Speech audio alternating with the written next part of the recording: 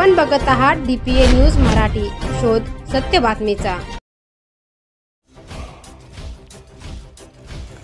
हिंगोलीतील वसमत शहरातील गणेशपेठ सोमवारपेठ येथे 15 दिवसाआड पाणी येत असून तेही फक्त 15 ते 20 मिनिटे एवढ्या वेळेतील पाणी 15 दिवस पुरवणे शक्य नसल्याने वसमत येथील नागरिकांना उन्हाळ्याच्या दिवसात मोठ्या पाण्याच्या संकटाला सामोरे जावे लागत असल्याने नियमित पाणी पुरवठा सुरू करावा या मागणीसाठी मंगळवारी दिनांक 22 मार्च रोजी नगर परिषद कार्यालयावर शेकडो महिलांनी घागर मोर्चा काढला होता।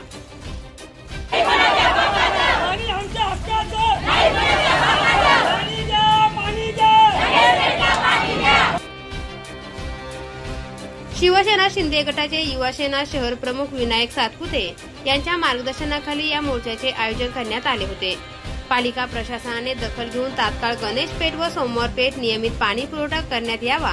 जर पाणी पुरवठा सुरळीत नाही झाल्यास या भागातील महिला व नागरिकांना पुढील आंदोलनाची दिशा ठरवावी लागेल, याची सर्वस्वी जबाबदारी ही शासनावर राहील या आशयाचे निवेदन नगर परिषद वसमत यांना देण्यात आले।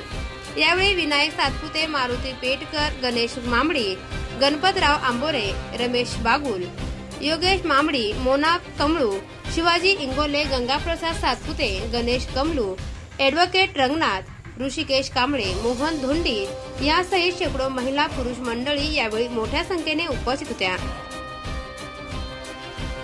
DPA न्यूजसाठी प्रतिनिधी शिवराम कदम, हिंगोली। ताज्या घडामोडी व अपडेट जाणून घेण्यासाठी आताच DPA न्यूज चॅनलला सबस्क्राइब करा आणि बेल आयकॉन क्लिक करायला विसरू नका।